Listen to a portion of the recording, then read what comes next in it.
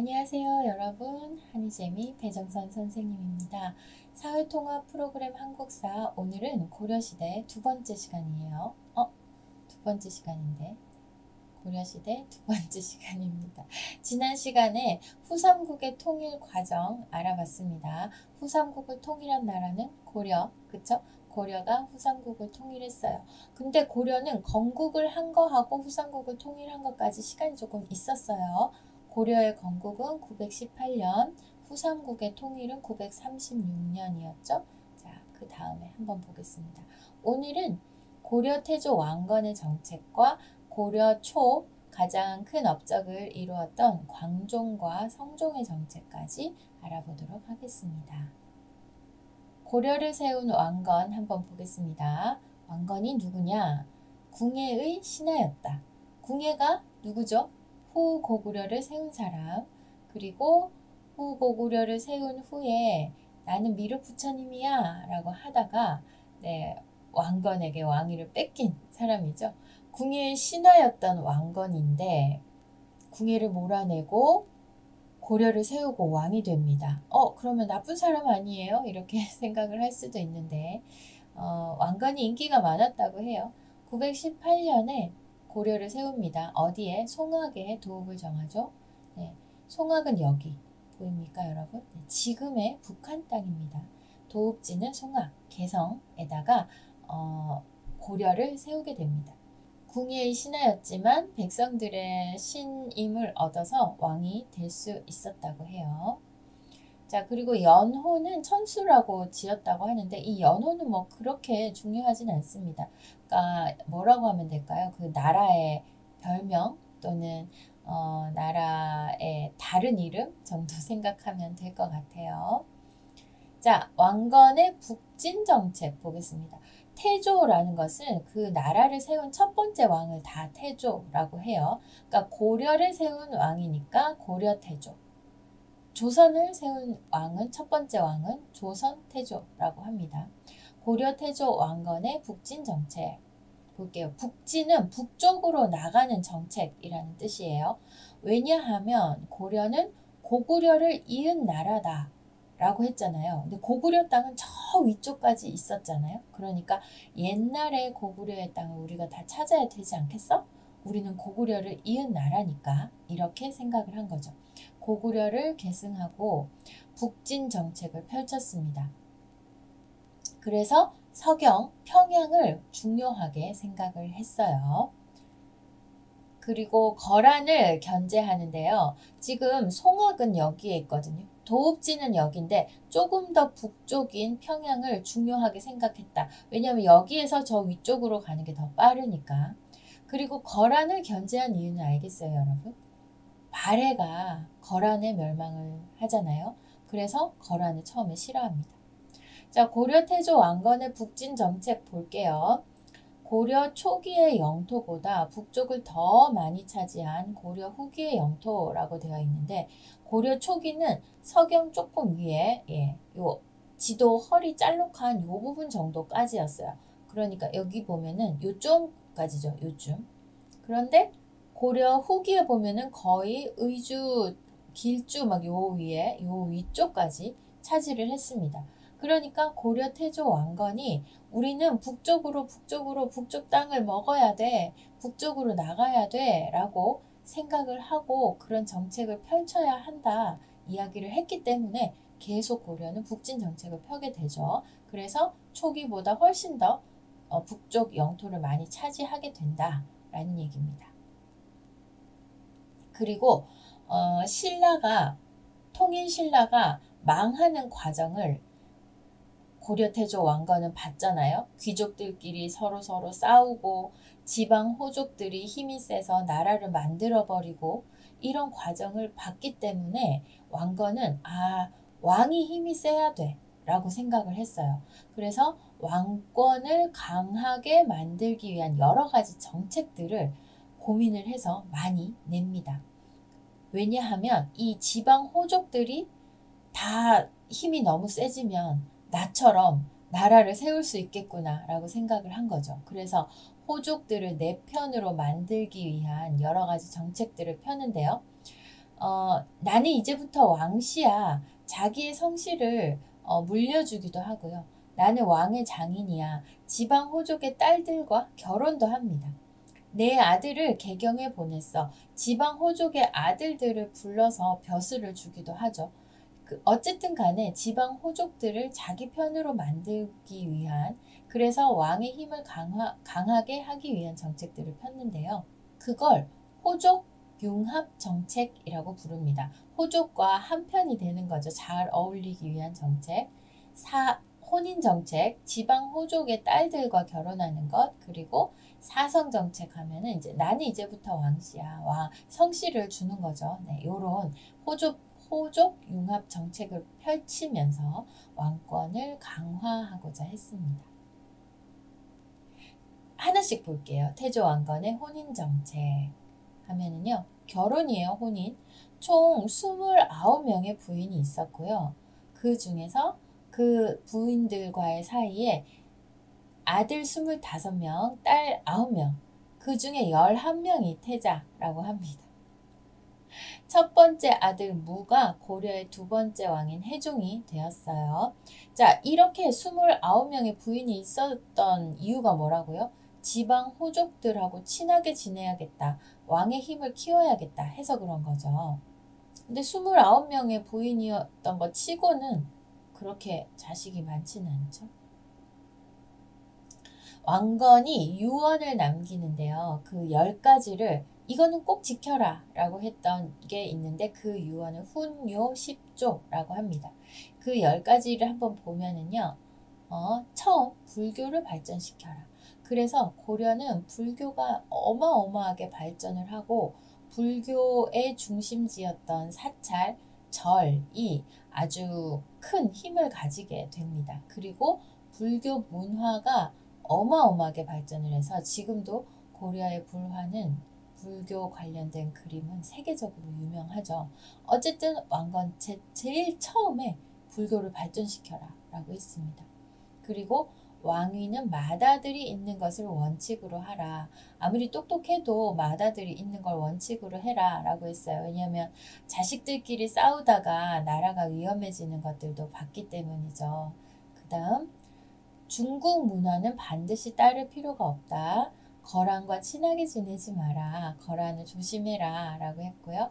그러니까 중국 문화는 반드시 따를 필요가 없다라고 해서 굉장히 자주적인 그런 나라를 강조했다라는 거 알 수 있고요. 서경을 중요하게 생각해라. 왜 그랬다고 했죠? 북진 정책 때문입니다. 6조 연등회와 팔관회를 중요하게 행하라.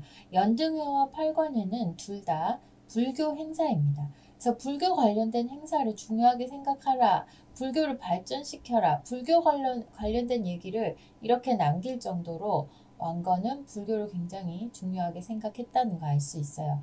그래서 왕건의 정책을 가장 대표하는 말들은 북진 정책, 불교, 그리고 왕권 강화 이 정도 볼 수 있습니다. 그 다음에 해종이 됐다고 했잖아요. 왕건의 맏아들이 그 왕권 강화를 위해 힘쓴 광종. 광종은 네 번째 왕인데요. 이 광종도 왕이 힘이 세야 돼 라고 생각을 하고 왕의 힘을 키우기 위해서 이 노비안건법을 실시를 합니다. 노비안건법이 뭐냐? 양인은 평민이죠. 평민이었다가 억울하게 노비가 된 사람들이 있었어요. 그 사람들을 다시 양인으로 만들어줬어요.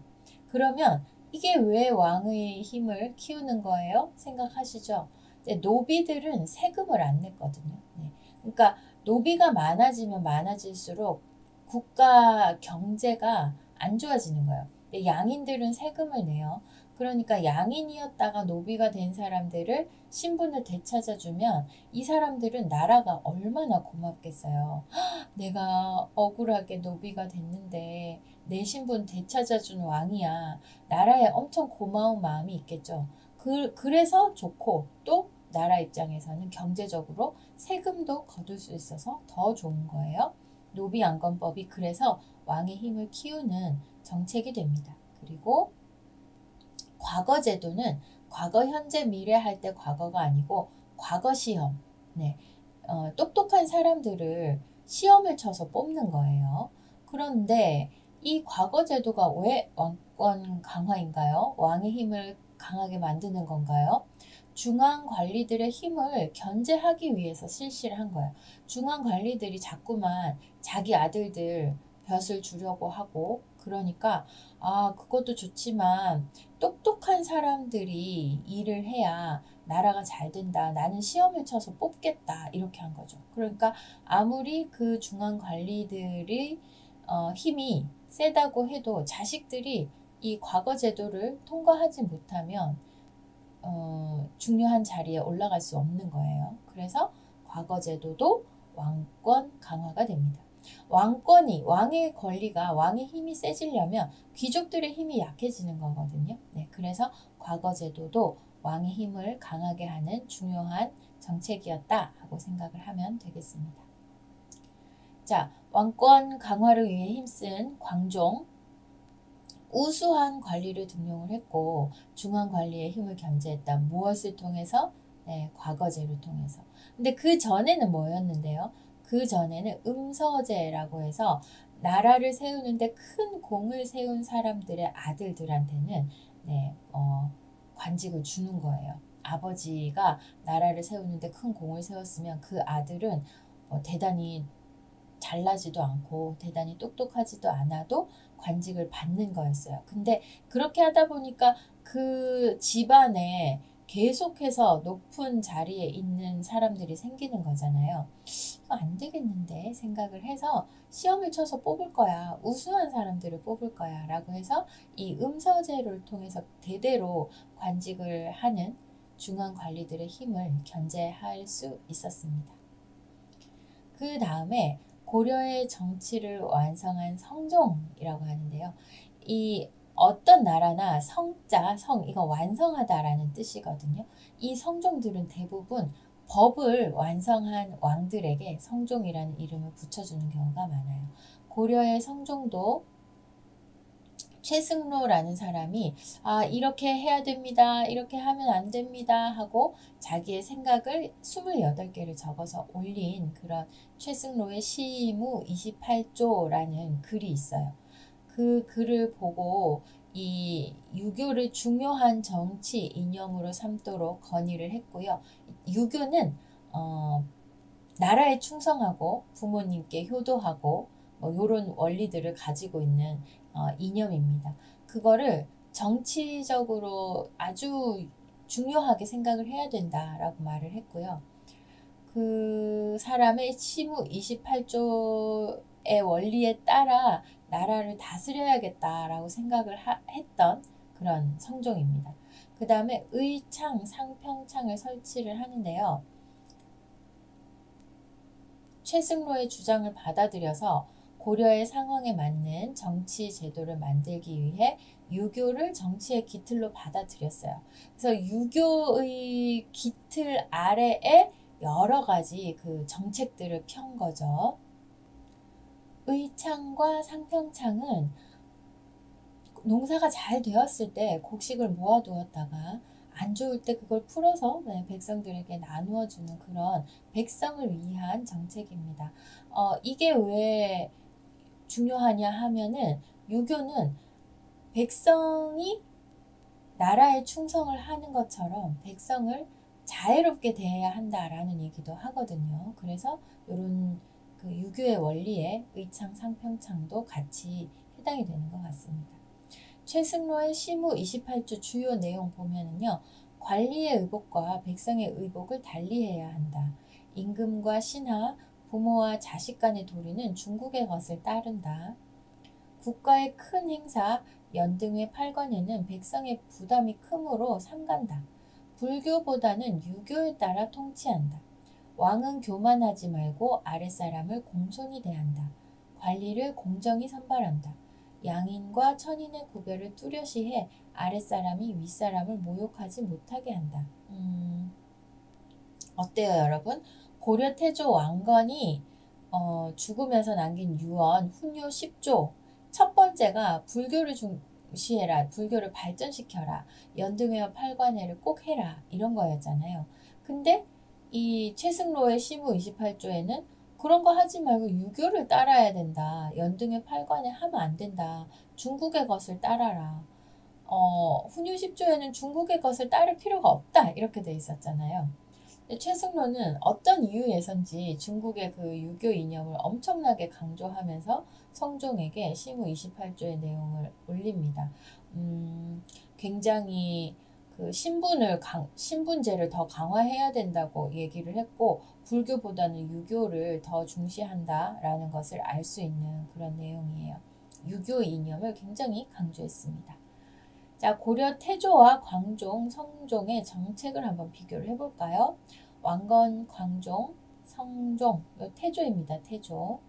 그 다음 지방 호족 세력을 우대하고 견제를 했어요. 우대를 하면서 견제를 동시에 했어요. 그러면서 왕권을 안정시키려고 노력을 했고, 후삼국 사람 그리고 발해 유민들을 다 수용을 해서 민족의 통합을 이루려고 노력했습니다.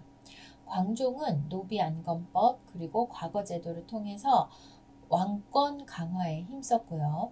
성종은 유교 정치로 넘어가는 그런 중요한 반환점, 변곡점이라고 하죠. 터닝포인트를 만든 왕입니다.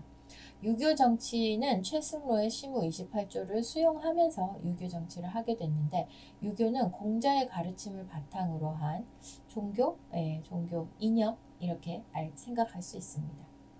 자, 고려, 태조, 광종, 성종의 정책 한 번 더 볼게요. 북진 정책, 호족 융합 정책, 훈유 10조 누굽니까? 네, 고려, 태조, 왕건이죠. 그 다음 과거제도, 노비안건법 누구죠? 광종. 그리고 최승로 시무 28조 유교하면은 성종. 이렇게 기억을 하시면 됩니다. 고려 초 가장 중요한 태조 그리고 광종, 성종의 역할들 그리고 정책들 잘 기억하면서 고려가 어떤 사회였을지 한번 생각을 해보는 것도 재밌을 것 같아요. 자, 그럼 오늘은 고려 태조 왕건 그리고 광종과 성종의 정책까지 한번 알아봤습니다. 여러분 오늘 수고 많았어요. 내용이 많으니까 점점 어려워지죠? 하지만 영상 자주 반복해서 보면 단어도 어려운 내용도 잘 기억할 수 있을 거라고 생각을 합니다. 그럼 다음 시간에 만나요. 안녕.